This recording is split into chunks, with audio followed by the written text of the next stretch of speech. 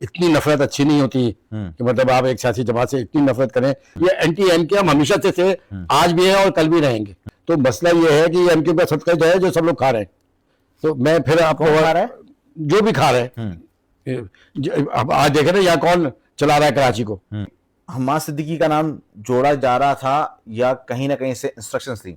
यार अब ये तो मैं कुछ भी नहीं कर सकता, मुझे गैब का इल्म तो नहीं है, मैं किसी के लिए क्या कहूँगी कि कोई भी एमकेएम का कारकुन यार ये काम करेगा यार, और ये काम करने की जरूरत क्या है। मुस्तफा कमाल हो या निज़ाम खानी हो, चाहे वो पीएसपी बनने से लेकर आज दिन तक इस बात पर स्टैंड करते रहे कि अगर बदलिया फैक्ट्री में एमके मुलविस हुई तो हम कसूरवार हैं, हमें सजा दी जाए।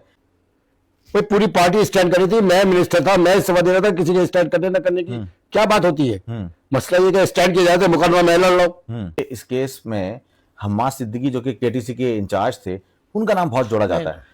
तो आप क्या समझते हैं कि हम्माद सिद्दीकी का नाम जोड़ा जा रहा था या कहीं ना कहीं से इंस्ट्रक्शंस थी? यार अब ये तो मैं कुछ भी नहीं कर सकता, मुझे गैब का इल्म तो नहीं है, मैं किसी के लिए क्या कहूँगी कि लेकिन सवाल ही पैदा नहीं होता हम्माद सिद्दीकी या कोई भी एमकेएम का कारकुन यार ये काम करेगा यार, और ये काम करने की जरूरत क्या है। आज सुप्रीम कोर्ट यही तो कह रहे थे कि अगर बत्ता भी था तो जब बत्ता दे दिया तो आग लगाने की क्या जरूरत थी। अच्छा मुकदमा भी किस पे बन रहा है, ये जुबैर के ऊपर, जबकि आग लग जाने के बाद न्यू कराची में कोई फैक्ट्री लगाई तो उसका मैनेजर भी जुबैर ही था। और जब ये भायला मालिकान में थे गालिबन, जो मैंने सुना वहां पे अदालत में एटीसी कोर्ट में, तो उनके बेल की तमाम चीजें वही कर रहा था, जुबैर उनके साथ था। तो खैर मतलब है कि सवाल ही पैदा नहीं होता, ये सब अब तो हो गया ना, ये हादसा था। अच्छा देखें, इस पर मुस्तफा कमाल हो या निज़ाम खानी हो, चाहे वो पीएसपी बनने से लेकर आज दिन तक इस बात पर स्टैंड करते रहे कि अगर बदलिया फैक्ट्री में एमके मुलविस हुई तो हम कसूरवार हैं, हमें सजा दी जाए। यानी कि उन्होंने हम्माद सिद्दीकी भी स्टैंड लिया। तो आप समझते हैं कि क्या स्टैंड लिया कि वो उन्होंने आप देखिए ना, आप जो सवाल कर रहे हैं इस सवाल को एज इट इज ही रखिएगा। वो पूरी पार्टी स्टैंड कर रही थी, मैं मिनिस्टर था, मैं इस्तीफा दे रहा था, किसी के स्टैंड करने ना करने की क्या बात होती है। मसला ये कि स्टैंड किया जाए तो मुकदमा मैं लड़ लो। 10 साल से मैं, मेरे आगे पीछे कोई भी नहीं भाई। इन लोगों के लिए तो फिर भी बोलने वाले लोग थे ना, ये कहीं ना कहीं से आशीर्वाद होती है। मेरे साथ तो कोई भी नहीं करता, मेरे साथ तो एमकेएम पाकिस्तान के जो रहनुमा थे वो डरते फिर रहे थे। मुकदमा तो मैं लड़ रहा था यार, वहां पे वकील मैंने अपने हायर किए हुए थे, और जुबैर और इन बेचारों ने के भी वकील इन्होंने खुद अपने पैसों से किए हुए थे वहां पे एटीसी वगैरह में जो केसेस थे ना। तो मतलब स्टैंड करने की क्या बात है कि किसी के कह देना, खुद मुकदमा खुद बता रहा है कि ये मुकदमा था ही नहीं। मैंने अभी आपको पूरी कहानी बता तो दी।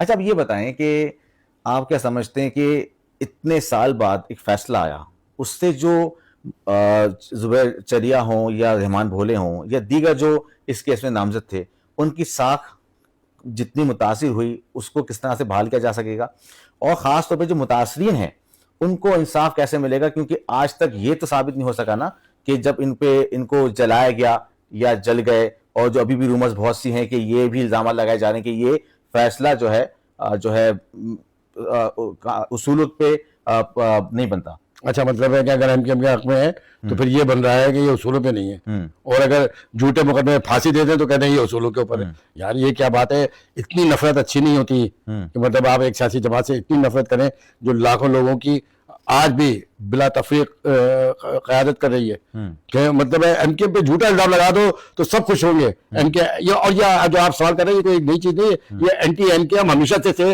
आज भी है और कल भी रहेंगे। आप समझे ना। तो मसला ये है कि एमकेएम का सदका जो है जो सब लोग खा रहे हैं। तो मैं फिर आपको खा रहा है? जो भी खा रहे हैं, अब आज देखे ना यहाँ कौन चला रहा है कराची को, कराची, हैदराबाद, नवाबशाह, सक्खर, मीरपुर खास, ये सब असल वसल मोहब्बत वतन माँ बाप की औलादें हैं जो यहाँ पे। तो मैं आपको बताऊं कि जहां तक आपने कहा साख, देखिए एक बात सुनिए, दुनिया चाहे कुछ भी कर ले, इज्जत सारी की सारी अल्लाह की है। वो जिसे चाहता है इज्जत देता है, जिसे चाहता है वो जिल्लत देता है। ये डोमेन किसी और का है। कोई इंसान ये चाहेगा तो आज देख लेना, जिन जिन लोगों ने चाहा था 10 बरस तो गुजरे, इसमें अल्लाह ताला की क्या हिकमत थी और क्या तमाम चीजें थी वो सामने आ गई। लेकिन आपने जो कहा कि इनको इंसाफ कैसे मिलेगा, ये रऊफ सिद्दीकी की जिम्मेदारी नहीं है, रऊफ सिद्दीकी के पास कोई इख्तियार नहीं है। अगर मैं वजीर होता तो ये सवाल आप मुझसे करते, ये सवाल उनसे करिए जिन्होंने इस मुकदमे को खराब किया था। और मैं जबरदस्त खराज तहसीन पेश करता हूँ सुप्रीम कोर्ट को, जिन्होंने ये फैसला किया और एब्सोल्युटली मेरिट के ऊपर किया। अगर कोई ये कहता है कि नहीं इसके अंदर विलिंग एंड डीलिंग, इसका मतलब है सुप्रीम कोर्ट के जजेस, मोतबर जजेस साहबान जो है ना, ये कंटेम्प्ट ऑफ कोर्ट कर रहा है। और अल्लाह करे ये बात वो सुन ले और कोई ऐसा गधा आदमी आगे टीवी में बोल दे कि ये विलिंग एंड डीलिंग थी, ताकि वो सुप्रीम कोर्ट के जो तीनों जस्टिस है ना वो टांग देंगे उनको।